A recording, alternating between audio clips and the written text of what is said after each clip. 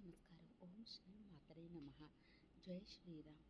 శ్రీరామ జై రామ జయ జయ రామ. సుందరకాండ పారాయణంతో సకల దోషాల విముక్తి. సుందరకాండ పారాయణం వల్ల సకల దోషాలు తొలగిపోతాయి. శని, రాహు, కుజ, కేతు దోషాల వల్ల మనుషులు ఎన్నో కష్ట నష్టాలకు గురి అవుతూ ఉన్నారు.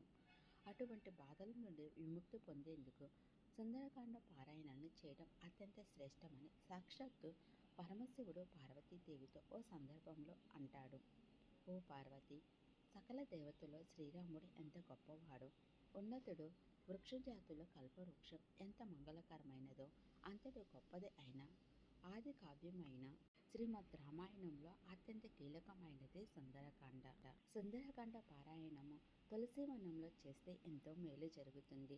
బిల్వ వృక్షం వద్ద చేసిన ఎంతో పుణ్యం లభిస్తుంది. నదీ తీరాల్లో సుందరకాండ పారాయణం ఎంతో శుభప్రదం. ఇంట్లో పారాయణ చేసేవారు శుచి శుభ్రతలను పాటించాలి. సుందరకాండ పారాయణం వల్ల మనిషిలో ఉదాత్త గుణాలు కలుగుతాయి. ఎవరితోనూ తగులు లేకుండా ప్రశాంతంగా జీవనం సాగించేందుకు అవసరమైన బుద్ధిని ఆంజనేయుడు ప్రసాదిస్తాడు.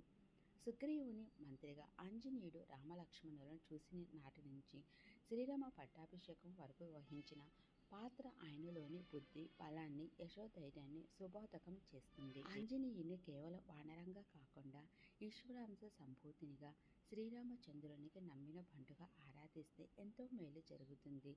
నవగ్రహ పీడలు తొలగిపోతాయి. మనిషిలో నిదానం వృద్ధి చెందుతుంది. ఏ కార్యాన్ని చేపట్టినా ఆలోచనకు పదును పెట్టగలుగుతారు. బృహద్ధర్మ పురాణంలో సుందరకాండ పారాయణ ప్రాశస్త్యాన్ని గురించి వివరించబడింది. మనిషికి ఐశ్వర్యం ఎంత ముఖ్యమో ఆరోగ్యం అంతకంటే ఎక్కువ. ఆరోగ్యమే మహాభాగ్యమైన సామెత అందుకే పుట్టింది.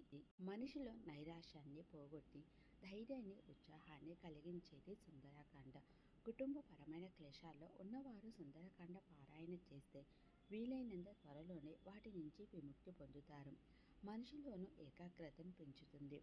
చేపట్టిన ప్రతి పని విజయవంతం అవుతుంది. సుందరకాండ పారాయణను మన పెద్దలు అత్యధిక ప్రాధాన్యం ఇచ్చారు.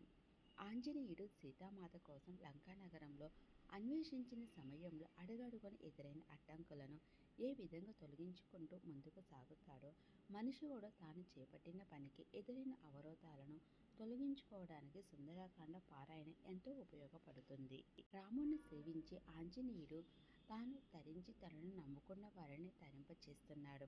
శ్రీరామదూతం శిరసానమామి అని ఎవరైతే నిరంతరం జపిస్తూ ఉంటారో వారి జోలికి భూత, ప్రేత, పిశాచాలు రావు. శత్రువులు వారిని ఏమీ చేయలేరు. వాల్మీకి, తులసీదాసు, ప్రభృతి